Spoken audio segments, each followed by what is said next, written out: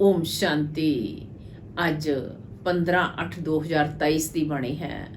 ਬਾਬਾ ਆਖਦੇ ਨੇ, ਮਿੱਠੇ ਬੱਚੇ, ਬਾਪ ਦਾ ਬਿੰਦੂ ਸਵਰੂਪ ਹੈ, ਉਸ ਨੂੰ ਅਸਲ ਪਹਿਚਾਣ ਕੇ ਯਾਦ ਕਰੋ, ਇਹੀ ਸਮਝਦਾਰੀ ਹੈ।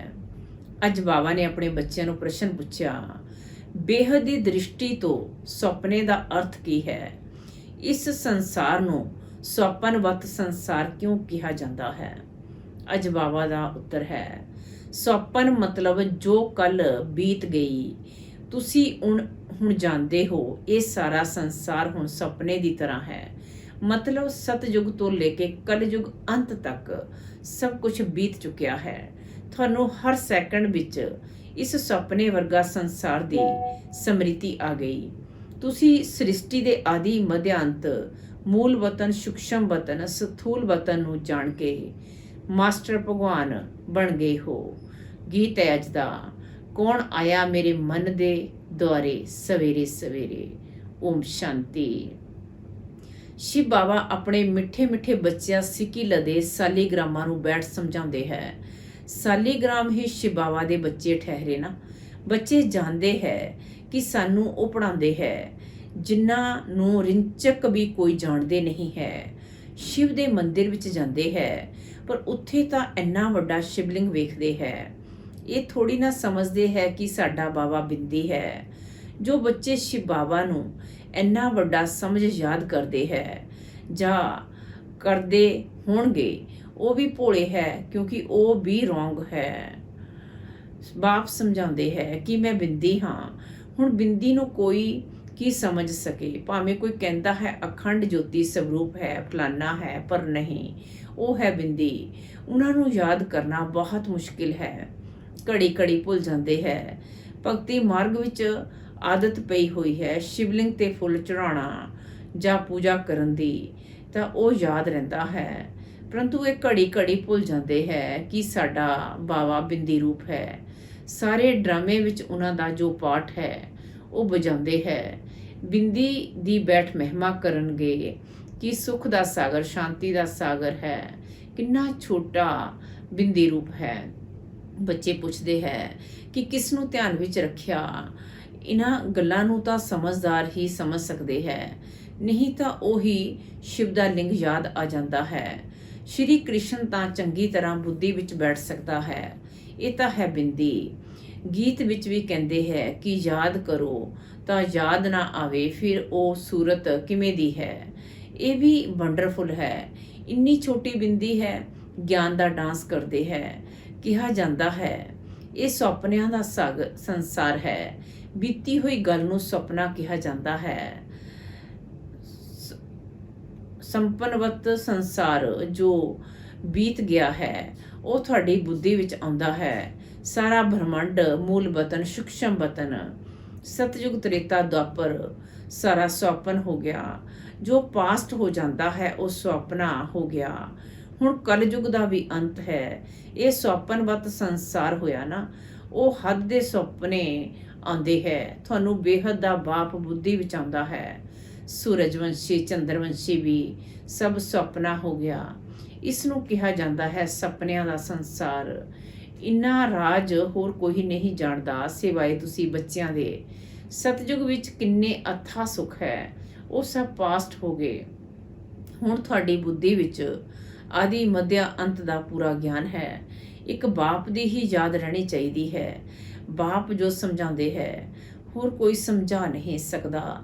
ਤੁਹਾਡੀ ਬੁੱਧੀ ਵਿੱਚ ਸੁਪਨਿਆਂ ਦਾ ਸੰਸਾਰ ਹੈ। ਇਹ ਪਾਸਟ ਹੋ ਗਿਆ।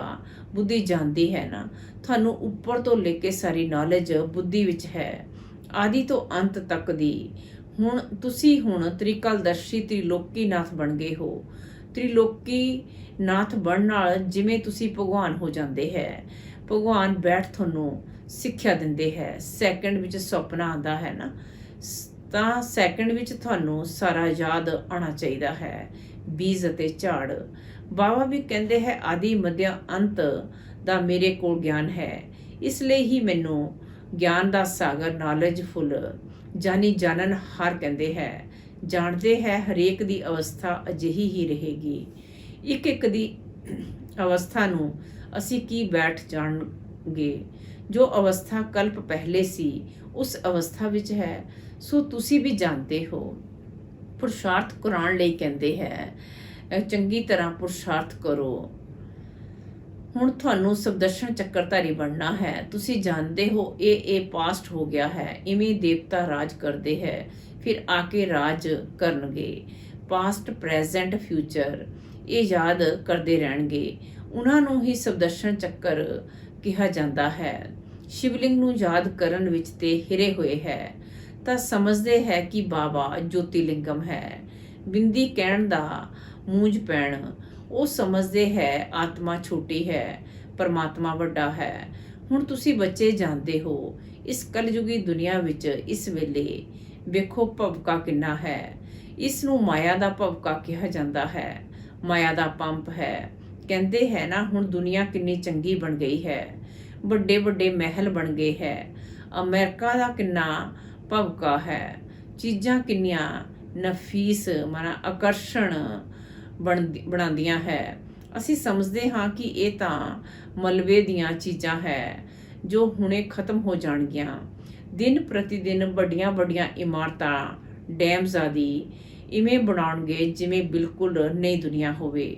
ਮਾਇਆ ਵੀ ਪੁਰਸ਼ ਹੈ ਨਾ, ਆਸੁਰੀ ਸੰਪਰਦਾਇ ਦਾ ਭਵਕਾ ਹੈ। ਇਹ ਸਭ ਹੈ ਤਲਿਸਮ ਜਾਦੂ।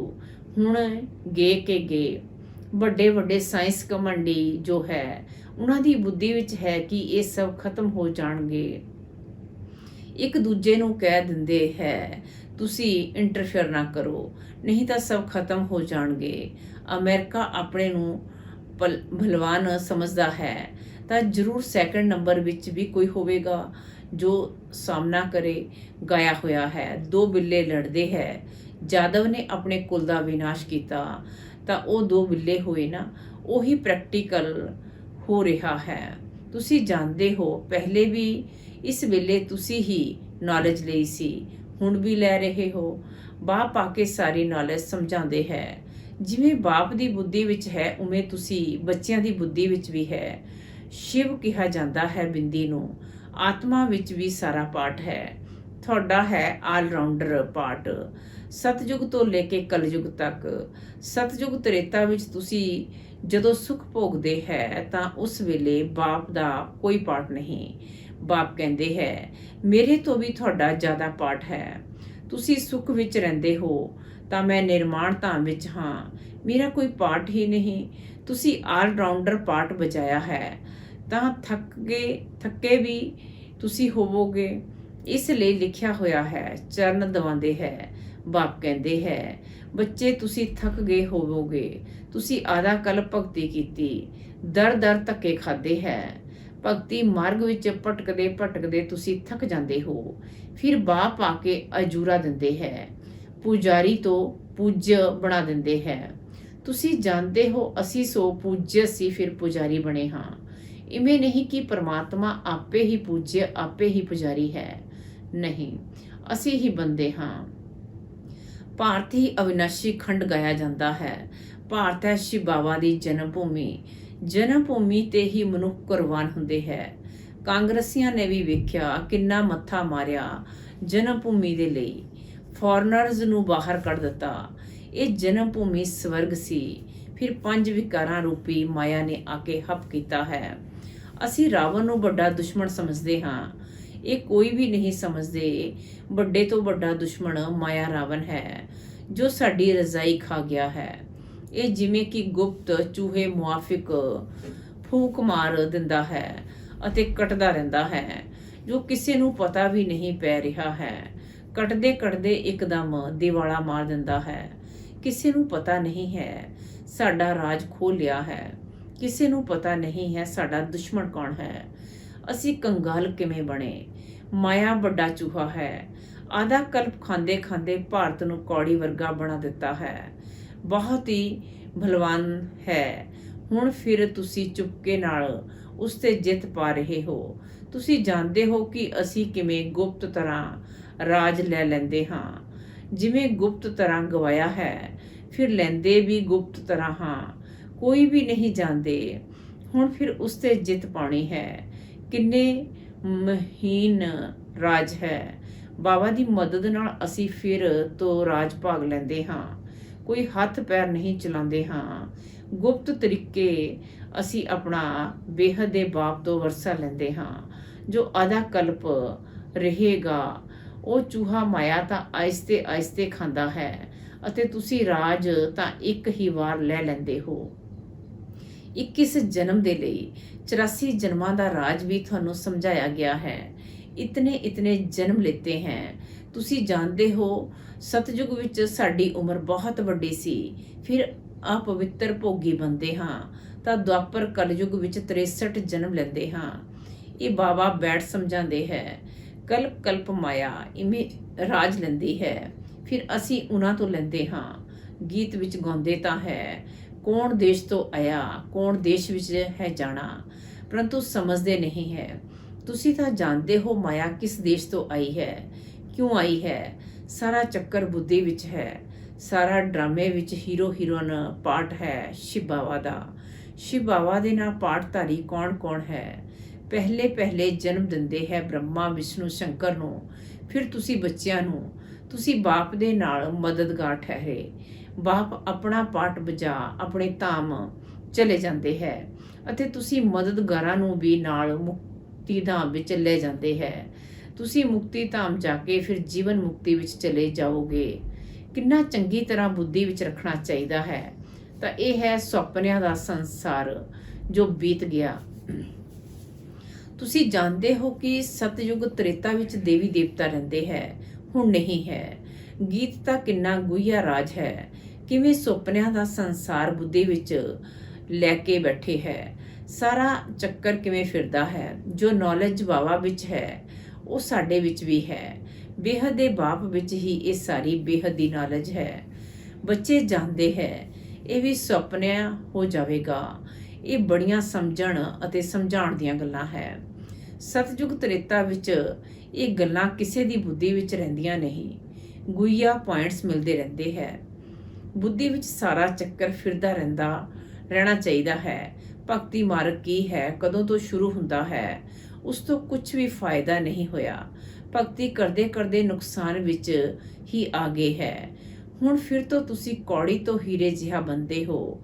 ਮਾਇਆ ਕੌੜੇ ਮਿਸਲ ਬਣਾ ਦਿੰਦੀ ਹੈ। ਬਾਬਾ ਗਿਆਨ ਡਾਂਸ ਸਿਖਾਉਂਦੇ ਹੈ, ਫਿਰ ਉੱਥੇ ਜਾ ਕੇ ਤੁਸੀਂ ਡਾਂਸ ਕਰੋਗੇ। ਇਹ ਗੱਲਾਂ ਬਹੁਤ ਵੰਡਰਫੁਲ ਜਾਣਨ ਲਾਇਕ ਹੈ। ਇੱਥੇ ਦੀ ਰਸਮ ਰਿਵਾਜ ਉੱਥੇ ਬਿਲਕੁਲ ਨਹੀਂ ਹੁੰਦੀ ਹੈ। ਉਹ ਹੈ ਹੀ ਵਾਇਸਲੈਸ ਵਰਲਡ। ਉੱਥੇ ਮਾਇਆ ਦਾ ਨਾਮ ਨਿਸ਼ਾਨ ਨਹੀਂ ਹੁੰਦਾ। ਪਹਿਲੇ ਤੁਸੀਂ ਬਾਬਾ ਨੂੰ ਯਾਦ ਕਰ ਵਰਸਾ ਤਾਂ ਲੈ ਲਵੋ, ਬਾਕੀ ਉੱਥੇ ਦੀ ਰਸਮ ਰਿਵਾਜ ਹੋਵੇਗੀ ਉਹੀ ਚੱਲੇਗੀ। ਉੱਥੇ ਦੀ ਰਸਮ ਰਿਵਾਜ ਸਾਰੀ ਨਹੀਂ ਹੋਵੇਗੀ। ਉੱਥੇ ਇਹ ਉਤਸਾਹ ਆਦਿ ਹੋਣਗੇ ਨਹੀਂ।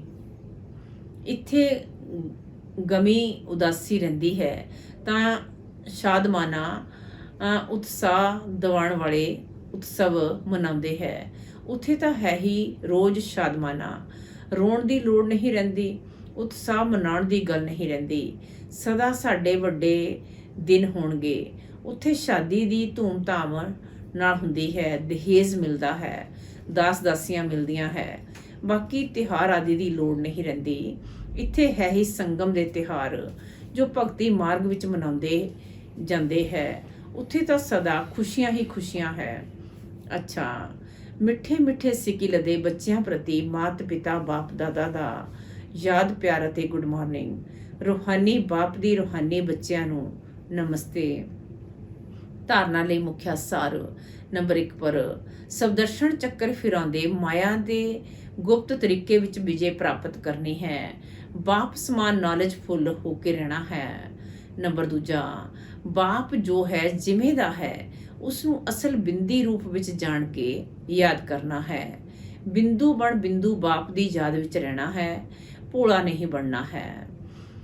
ਅੱਜ ਦਾ ਵਰਦਾਨ ਹੈ, ਬਾਪ ਦੇ ਡਾਇਰੈਕਸ਼ਨ ਪ੍ਰਮਾਣ ਸੇਵਾ ਸਮਝ ਹਰ ਕੰਮ ਕਰਨ ਵਾਲੇ ਸਦਾ ਅਥਕ ਅਤੇ ਬੰਧਨ ਮੁਕਤ ਭਵ। ਬਾਪ ਦੇ ਡਾਇਰੈਕਸ਼ਨ ਪ੍ਰਮਾਣ ਸੇਵਾ ਸਮਝ ਹਰ ਕੰਮ ਕਰਨ ਵਾਲੇ ਸਦਾ ਅਥਕ ਅਤੇ ਬੰਧਨ ਮੁਕਤ ਭਵ। ਅੱਜ ਬਾਬਾ ਕਹਿੰਦੇ ਨੇ ਪ੍ਰਵਿਰਤੀ ਨੂੰ ਸੇਵਾ ਸਮਝ ਕੇ ਸੰਭਾਲੋ। ਬੰਧਨ ਸਮਝ ਕੇ ਨਹੀਂ। ਬਾਪ ਨੇ ਡਾਇਰੈਕਸ਼ਨ ਦਿੱਤਾ ਹੈ, ਯੋਗ ਨਾਲ ਹਿਸਾਬ ਕਿਤਾਬ ਚੁਕਤੂ ਕਰੋ। ਇਹ ਤੇ ਪਤਾ ਹੈ ਕਿ ਉਹ ਬੰਧਨ ਹੈ, ਲੇਕਿਨ ਘੜੀ ਘੜੀ ਕਹਿਣ ਜਾਂ ਸੋਚਣ ਨਾਲ ਹੋਰ ਵੀ ਕੜਾ ਬੰਧਨ ਹੋ ਜਾਂਦਾ ਹੈ ਅਤੇ ਅੰਤ ਘੜੀ ਵਿੱਚ ਜੇਕਰ ਬੰਧਨ ਹੀ ਯਾਦ ਰਿਹਾ ਤਾਂ ਗਰਭ ਜੇਲ੍ਹ ਵਿੱਚ ਜਾਣਾ ਪਵੇਗਾ। ਇਸ ਲਈ ਕਦੇ ਵੀ ਖੁਦ ਤੋਂ ਤੰਗ ਨਹੀਂ ਹੋਣਾ, ਫਸੋ ਵੀ ਨਹੀਂ ਅਤੇ ਮਜਬੂਰ ਵੀ ਨਾ ਹੋਵੇ। ਖੇਲ ਖੇਲ ਵਿੱਚ ਹਰ ਕੰਮ ਕਰਦੇ ਚਲੋ ਤਾਂ ਅਥਕ ਵੀ ਰਹੋਗੇ ਅਤੇ ਬੰਧਨ ਮੁਕਤ ਵੀ ਬਣਦੇ ਜਾਓਗੇ। ਸਲੋਗਨ ਅੱਜ ਦਾ, ਬਰੂਕੁਟੀ ਦੀ ਕੁਟੀਆ ਵਿੱਚ ਬੈਠ ਕੇ ਤਪੱਸਿਆ ਮੂਰਤ ਹੋ ਕੇ ਰਹੋ, ਇਹੀ ਅੰਤਰਮੁਖਤਾ ਹੈ। ਬਰੂਕੁਟੀ ਦੀ ਕੁਟੀਆ ਵਿੱਚ ਬੈਠ ਕੇ ਤਪੱਸਿਆ ਮੂਰਤ ਹੋ ਕੇ ਰਹੋ, ਇਹੀ ਅੰਤਰ ਮੁਖਤਾ ਹੈ। ਚੰਗਾ, ਓਮ ਸ਼ਾਂਤੀ।